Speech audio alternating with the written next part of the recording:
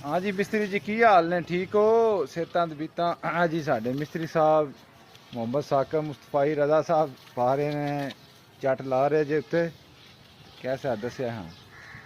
दसना इत्थे की ना है टुकड़ी पत्थर छत्ते ते लाया तेदिया फिल्म पर कहना केड़ा को खलोंदी पई है वेखो को भला और जहां पार भी ये पटी जांदी आ पैरां तो वेखो साहब लो अगे भी इंज मिस्त्रियां कदी काम कीता जिवें सी पर कहने साहब लो उत्तो जेड़ा बादशाह दा मौसम बनया पिया डेदे डेदे पे पानिया पर रोड ना जाए हर शा जेड़ी बनाई है।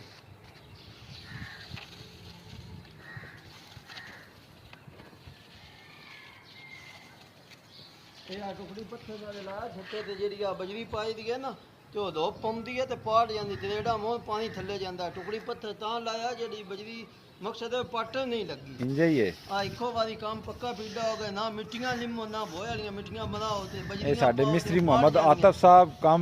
बड़ा माशाल्लाह सोहना करते ने। टुकड़ी पत्थर किसे भी लाया कराना होवे ते कांटेक्ट नाल राबता करो BOH नंबर है साडा जी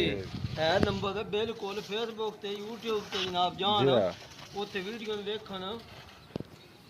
ਇਹ ਕੰਮ ਵੇਖਣ ਚੈੱਕ ਕਰਨ ਆ ਮਮਟੀ ਉੱਤੇ ਪੱਥਰ ਲਾਇਆ ਸੀ ਆਵੇ ਤੇ ਰੋੜੀਆਂ ਇੰਜੇ ਪਈਆਂ ਹੁੰਦੀਆਂ ਨੇ ਮੈਂ ਕਿ ਮੋਹਨ